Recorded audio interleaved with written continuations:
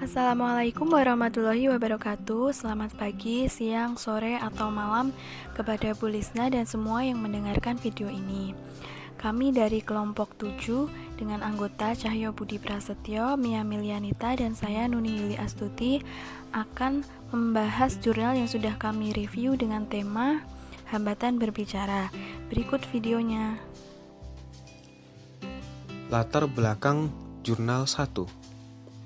Peneliti mengemukakan bahwa terdapat setidaknya dua konsekuensi yang sangat mungkin dihadapi oleh seorang individu usia dini ketika ia mengalami hambatan dalam perkembangan berbahasa dan berbicara, antara lain: 1. Kemampuan konseptual dan prestasi pendidikan. 2. Aspek personal dan hubungan sosial. Latar belakang Jurnal 2. Kemampuan berbicara anak akan dimulai dari keluarga, sekolah, dan lingkungan masyarakat. Keluarga adalah madrasatul ulfa, faktor utama penentu perkembangan anak dalam segala hal. Apabila keluarga terlambat dalam menstimulasi kecakapan anak dalam berbahasa, maka akan terhambat perkembangan berbicaranya yang akan datang. Metode yang digunakan dalam jurnal.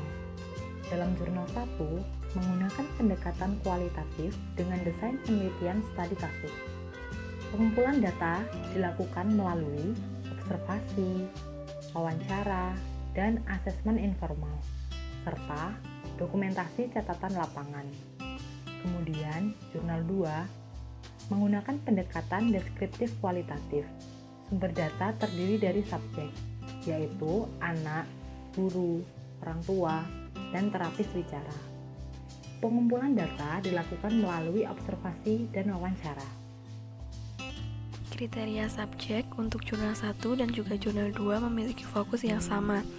Untuk jurnal 1 sendiri, subjeknya itu merupakan salah satu siswa kelompok bermain atau TK yang usianya 5 tahun 11 bulan. Dengan kriteria kemampuan berbicara subjek itu dikatakan berbeda atau di bawah teman-teman seusianya. Untuk jurnal 2, subjeknya merupakan anak-anak PAUD di Lembaga PAUD Khalifah Aceh II dan PAUD Cinta Ananda yang berusia 4-6 tahun beserta guru, orang tua, dan juga terapis bicara.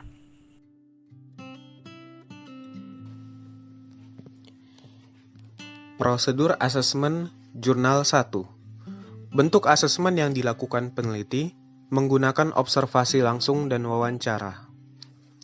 Prosedur asesmen Jurnal 2. Bentuk asesmen yang dilakukan peneliti adalah observasi dan wawancara. Nah, untuk prosedur intervensi di jurnal 1, peneliti itu memberikan stimulus berdasarkan hasil analisis dan juga teori.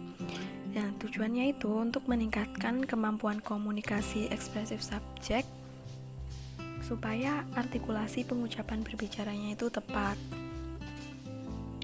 Yang pertama, metodenya itu dengan percakapan menggunakan kartu bergambar. Kenapa kartu bergambar?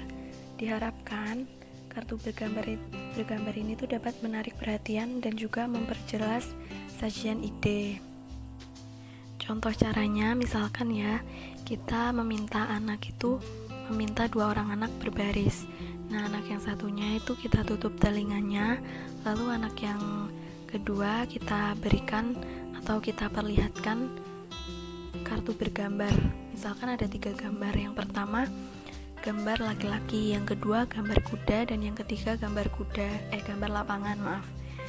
Nah, nanti kita minta anak itu untuk mendeskripsikan apa yang dia lihat kepada temannya, seperti itu.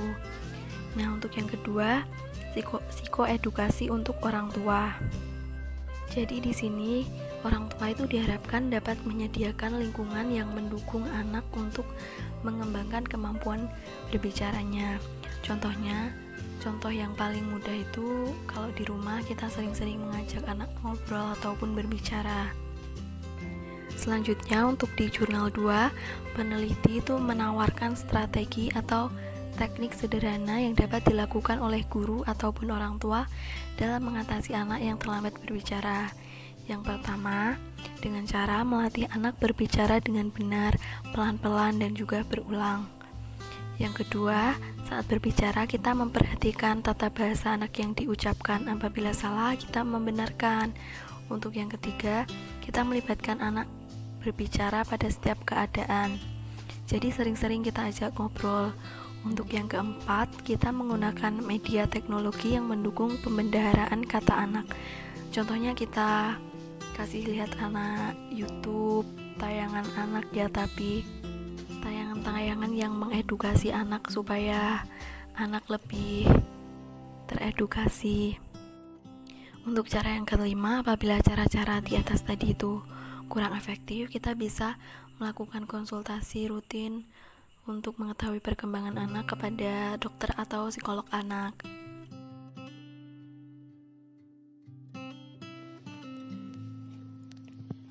Diskusi. Jurnal 1. Sebenarnya subjek menunjukkan antusiasme namun terkendala lingkungan yang kurang mendukung, sehingga tidak fokus dengan tujuan mengatasi hambatan berbicara. Oleh sebab itu, orang tua harus menyediakan lingkungan yang mendukung ketika subjek sedang belajar, supaya fokus dan memberikan penguat atau dorongan untuk pendampingan belajar. Orang tua juga diberikan psikoedukasi untuk pendampingan belajar dan memberikan simulasi yang dibutuhkan subjek. Diskusi jurnal 2. Dalam jurnal ini, peran orang tua dan guru menjadi fokus utama dalam mengatasi hambatan berbicara.